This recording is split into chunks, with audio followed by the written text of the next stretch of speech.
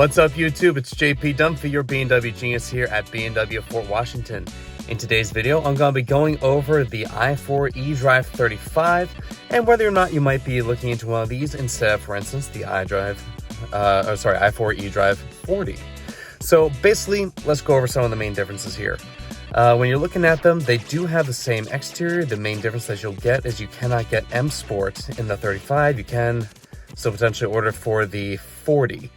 The main parts where you get the real differences here are the engines themselves. You're going from a 335 horsepower, 317 pound-feet of torque motor. It's getting downgraded a little bit by 53 horsepower and 22 pound-feet of torque to 282 and 295 pound-feet of torque altogether. The other thing you'll be getting is a little bit of weight savings, about 127 pounds altogether, because you are getting a smaller battery. The battery is moving from a 84 kilowatt hour gross to 70.2 kilowatt hour gross. If you're looking at what you can actually use, you're moving from 80.7 kilowatt hours of net use to 66 kilowatt hours of net use. That's 14 kilowatt hours total difference between the two. And how that hits range is you're basically moving from the 281 mile to 301 mile range, depending on which wheels you're getting, to about a 235 to 256 mile range instead, again, depending on wheels. The bigger the wheels you go, the more difference you have altogether. In terms of your actual performance itself, you're only moving from a 5.5 0-60 time to 5.8, which really is not that big of a hike altogether. The other main things you'll probably notice are the regen. The regen for both of these is still 116 kilowatts, which that's when you get off maximum regen while driving. 116 kilowatts, perfectly fine. You do get a 15 kilowatt hour difference in terms of the maximum DC fast charge. So you're moving from 195 kilowatts of DC fast charging to 180. Because of the battery size difference, you're not going to really notice that altogether. So the charging times for DC fast charging is about the same between the two. Top speed for both is 118. And again, a main beauty of this thing is that no matter what, you are still having a perfectly usable, extremely fun rear wheel drive car from BMW. That's all electric.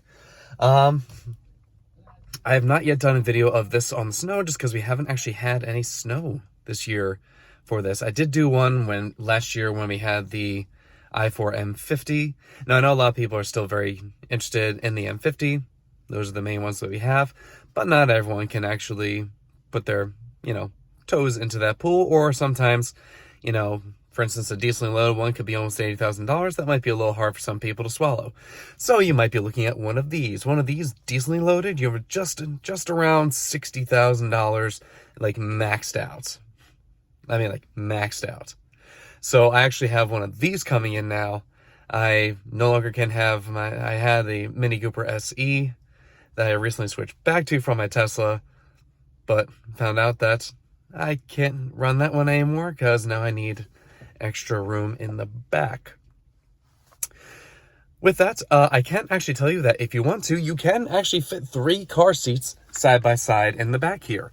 The Diono 3R is a great session to do that. If you do need to do that, it's a little bit tight, especially on initial install, but you can do all front facing, one rear facing, all that. The setup I currently had was actually rear facing infant seat, booster seat in the middle, and front facing seat on the side. So it does work. You can do it. There's plenty of trunk space in the back for you to still get your strollers in and everything else like that. Most people aren't in this for that, so I'm going to lay off that point for now. But if you're looking at the eDrive35 here, you are still getting everything that you can get in the i4 eDrive 40. So that's the bigger motor, the bigger horsepower motor altogether. Dynamics here are basically exactly the same. I did a short video yesterday when bringing this car down from our holding lot, and in terms of its actual pickup, perfectly on par. Feels about the same as the eDrive 40. It's very eager to get up on the highway. It wants to go. Everything about this car feels exactly the same. The only thing you might miss, because you cannot get the M Sport setup, is you don't get the M Sport steering wheel in this. So if that M Sport steering wheel is something that you are like, oh my God, yes, I need it, you can't get it here. They're still perfectly usable with a standard wheel. I do personally prefer the thicker steering wheel of M Sport myself, but as you can see, you can still get driver assistance professional on here. So that's lane keep, adaptive cruise control, heated steering wheel. Everything is still here. This particular one does not have the head display. That is still an option on this. You still get eDrive35 just as any other car, and the same middle one. Just so you know, any of the newer cars, if you do order your car and it has not yet gone to the order bank, you will be switching from this particular shifter to the little toggle one down in the new 3 Series to basically follow with the rest of the 4 Series transition to the newer setup down here. So just keep that in mind. This is not something you will get in your newer i4 if you get it ordered basically from this point forward. Aside from that, everything else on here is the same. This one has the parking package, 360 cameras, everything that you would expect. You start it up, it has all the things that you like here. Let's make sure that this guy's all the way down. You have everything else on here that you would expect to have: content, comfort, and eco. All the goodies on here, everything in the center, again, the same. This particular one does not have the personal 5G eSIM. You can get that in this still if you really want to. And everything else in here is the same. This is our leather option in the Tacora Red. You have the exact same interior options as the eDrive40 for SenseTech, as well as leather for here. Again, just keep in mind, if you are looking to get width adjustment, you do need to switch to the leather seats. Right now, our width adjustment is only available when you get the leather option. Otherwise, you do not have width adjustment. There's an option still to have lumbar if you want. It is a single add-on if you want. These seats are extremely comfortable. I personally like the width adjustment just because I like the thing to hug me very well. I have a smallish frame, so it makes sense for me. But again, if you're looking into one of these, just keep in mind that if you are sort of like, what's the major difference? I went over the differences earlier in the video, and just to be kind of, thorough, I'll leave this little guy right here, and I'll put all the differences right here for you. Go ahead and pause this if you want to, get all that in one go. But otherwise, if you are interested in one of these, I highly suggest get it. It's a good bang for buck. It's right there. If you're looking at the actual kind of like apples to apples, it's pretty much on par with the rear wheel drive Tesla Model 3. If you're looking kind of those cross shopping, it's a great way to cross shop. Again, I used to have a Model 3 with the full self-driving setup. Mine was a 2019. So it's not the new iron phosphate battery.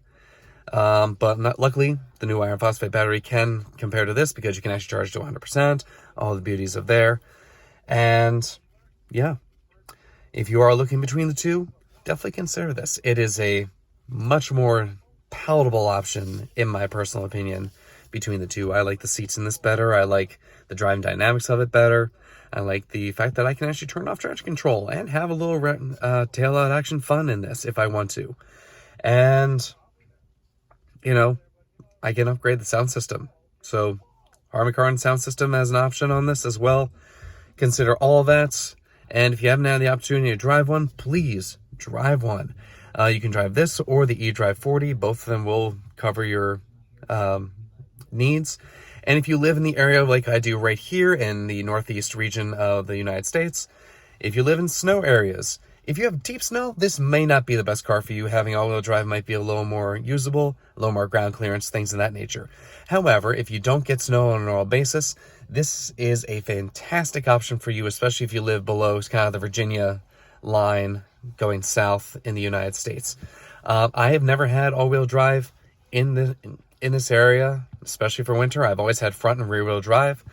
I can tell you outright, if you are worried about that and you live in a snow area, invest in tires. It's cheaper than going all-wheel drive, and if you're really worried about it, if the performance aspect alone is the only thing that you're going for the M50 know that you always have an option that is a little more fun, a little more kind of M3 style, maybe not in full-out speed, but in terms of rear-wheel drive dynamics, this is a fantastic option for anyone out there looking for that exactly. And I really suggest looking at the i4 eDrive35 if you want to save a little bit of money off the eDrive40 and still have a perfectly palatable car. Now, again, a lot of people might be worried about range. If you get the standard 19 wheels or 18 wheels, then you're going to get that 256, 258 miles of range.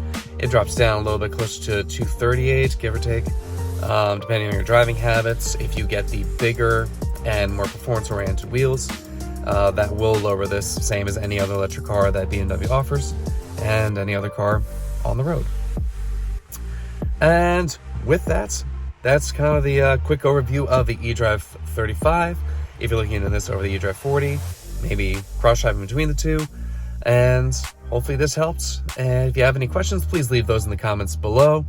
If you would like to see anything else, an actual driving impression while driving, this particular one is sold, so I can't give an actual driving impression of this unless the buyer backs out. This comes a stock car, but you have options, and hopefully give BMW a shot. Thanks so much. Have a great rest of your day. And as always, if you found this helpful, like, comment, share, and subscribe. Have a good one.